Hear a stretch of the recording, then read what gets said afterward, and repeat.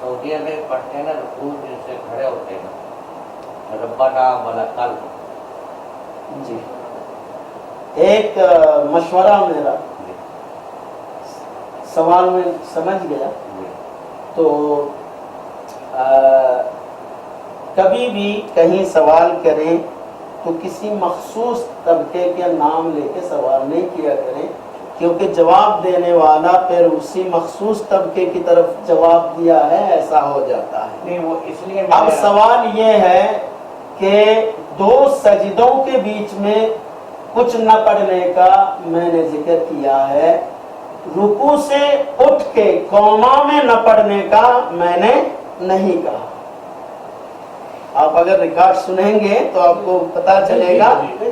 हाँ, मैंने सिर्फ जलसे की बात की है, कौमा की बात नहीं की।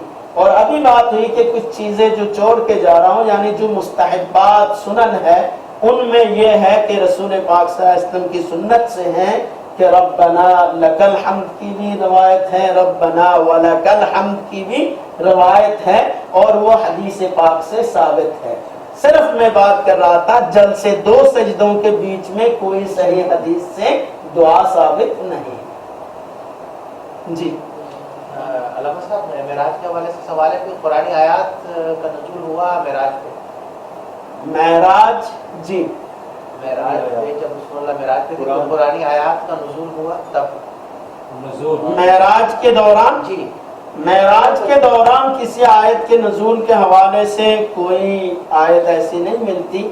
बहरहाल ये है कि मेराज से वापस आने के बाद फ़अौहा सूरह वन्नज्म को नाज़िल किया और फ़अौहा इला अब्दिही मा औहा।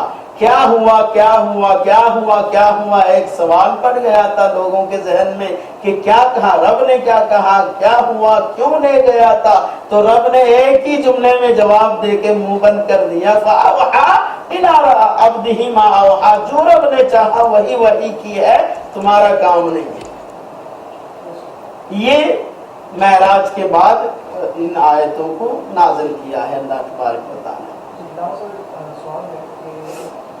जब हम बैठते हैं, अगर हमने बात की सदर सबू के वाले से, अगर हम सलाम फेर देते हैं, उसके बाद अगर याद आया कि वहाँ एक रकत रह गई, बाज़ उलमा कहते हैं कि अगर आपने कुछ किसी से गुफ्तगू नहीं की है, इंसानी कलाम नहीं किया, तो आप दोबारा से वो एक रकत पढ़ के सदर सबू के साथ नमाज पढ़ सकते हैं।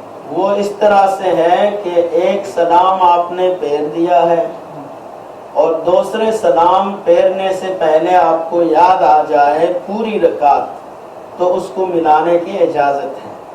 ये इमाम अबू हनीफा रहमतुल्लाह अलैह का कौल ये है।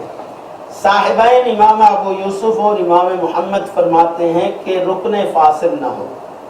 सलाम चूँकि दोनों सलाम वाजिब हैं और नमाज में शामिल माना गया है, तो इस वजह से फरमाते हैं कि दोनों सलाम फेर ले और रुकने फासिल न हो। रुकने फासिल का माना यह है कि 3 मरतबा सुबहान अल्लाह पढ़ने तक का वक्त ना गुजर ना जाए। अब आप कुछ भी नहीं कहा, दुनियादारी नहीं की, कुछ भी नहीं पढ़ा, आधे घंटे के बाद याद आया तो आप सोचे कि कुछ किया तो नहीं किया, खड़े हो जाए, नहीं। हाँ, रुकने फासिल, हाँ रुकने फासिल अगर हो गया तो फिर इजाजत नहीं, नमाज दोहरानी पड़ेगी।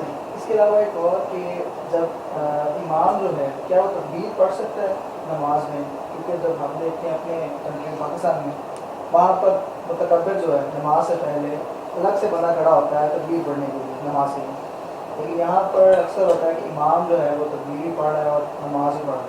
हाँ, इजाज़त है, मना नहीं है, लेकिन सुन्नत यही है कि मुअज्जिन ही तकबीर कहे। सुन्नत ही दोबारा नहीं है कि इमाम खुद पढ़ता है, नहीं। रसूल पाक नहीं, हवाला से मुराद आप अगर हदीस मांग रहे हैं तो सहाबा इकराम से साबित है। रसूलुल्लाह सल्लल्लाहु अलैहि वसल्लम से तकबीर पढ़ना कभी भी साबित नहीं है सही सनद के साथ। ना अजान देना साबित है, ना तकबीर पढ़ना साबित है। ना अजान देना साबित है, ना तकबीर साबित, क्योंकि इसमें बड़ी बातें हैं। टाइम भी काफी हो चुका है।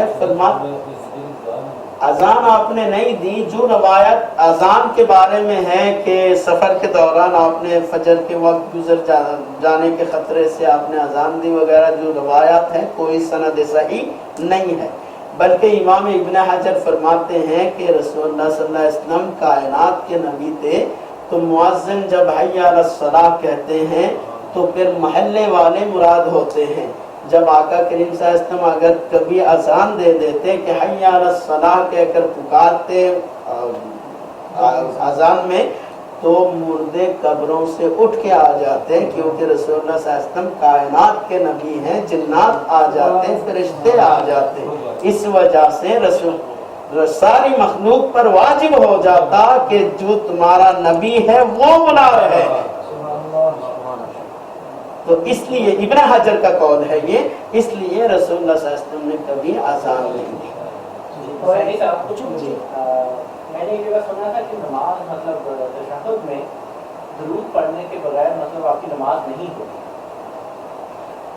اب دیکھیں آپ کے پاس اصولی گفتگو میں کر رہا ہوں، اس میں فرائض کا بھی میں نے ذکر کیا اور واجبات کا ذکر کیا. کہیں پہ درود شریف کا ذکر آیا نہیں آیا نا. تو اس کا مطلب ہے سلام نہ پڑھنے سے نماز نہیں ہوگی. السلام علیکہ ایھا النبی نہ پڑھنے سے نماز نہیں ہوگی.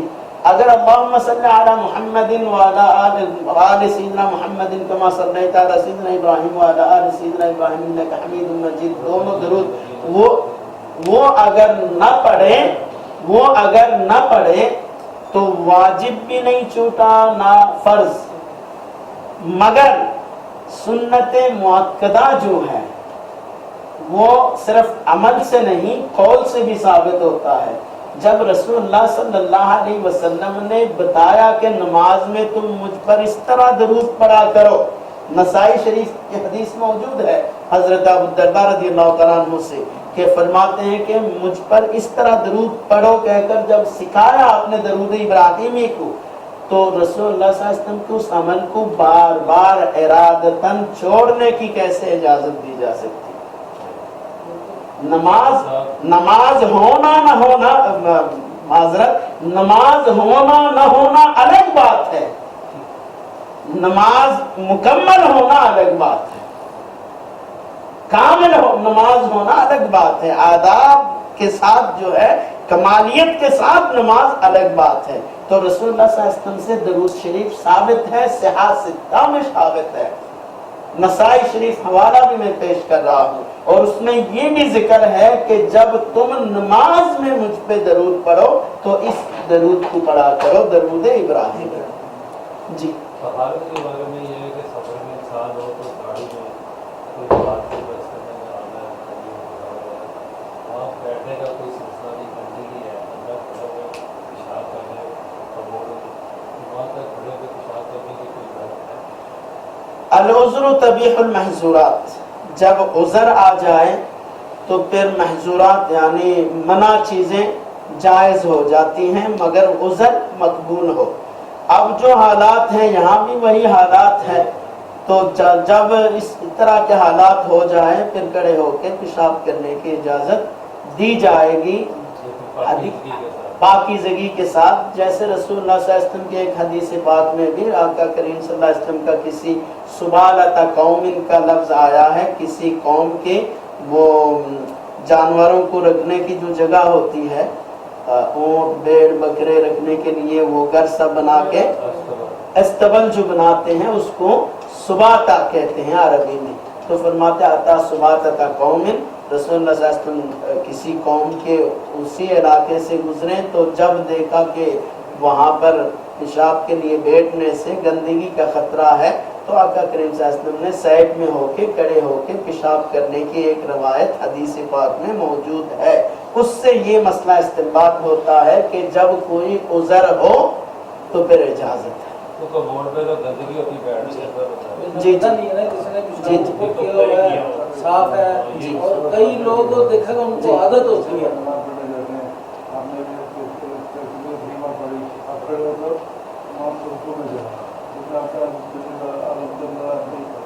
ہاں نہیں کیونکہ قراءۃ الامام لہو قراءۃ امام کا قراءت جو امام کی قراءت مقتدی کی قراءت ہے.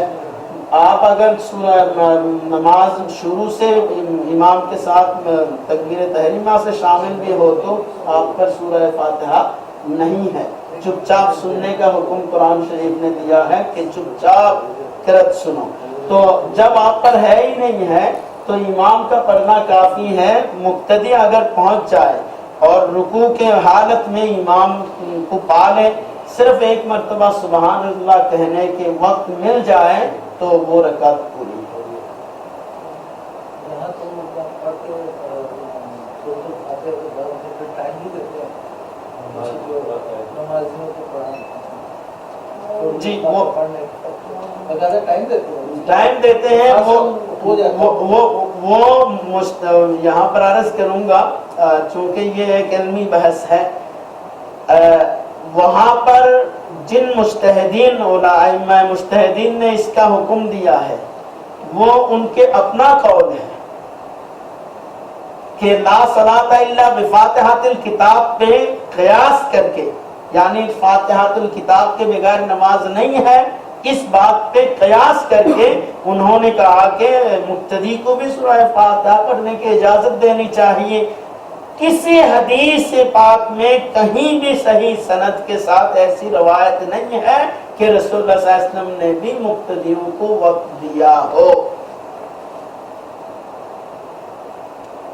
اگر رسول پاک صلی اللہ علیہ وسلم وقت دے دیتے تو پھر آمنا وصدق چینج ہو گئی. امام جو ہے نا فوری طور پہ کرنا شروع کر دیں اور کم جگہ میں بھی کافی چیزیں ہیں.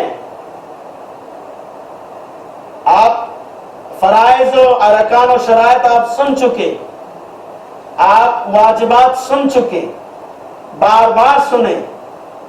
اس کے بعد ذرا جائزہ لیں مسلمانوں کے. ان واجبات و فرائض میں کندورا نیچے کرنا اوپر کرنا کہاں ہے جس بات پہ لڑائی ہو رہی ہے. ان واجبات و فرائض میں آمین کہنا نہ کہنا کہاں ہے جن پہ باتیں بحث چل رہا ہے اور مسلمانوں کو بٹ رہے ہیں. اس طرح ہر معاملے کو اگر ان فرائض و واجبات میں تولیں گے آپ کو پتا چل جائے گا کس درجے کا اختلاف ہے.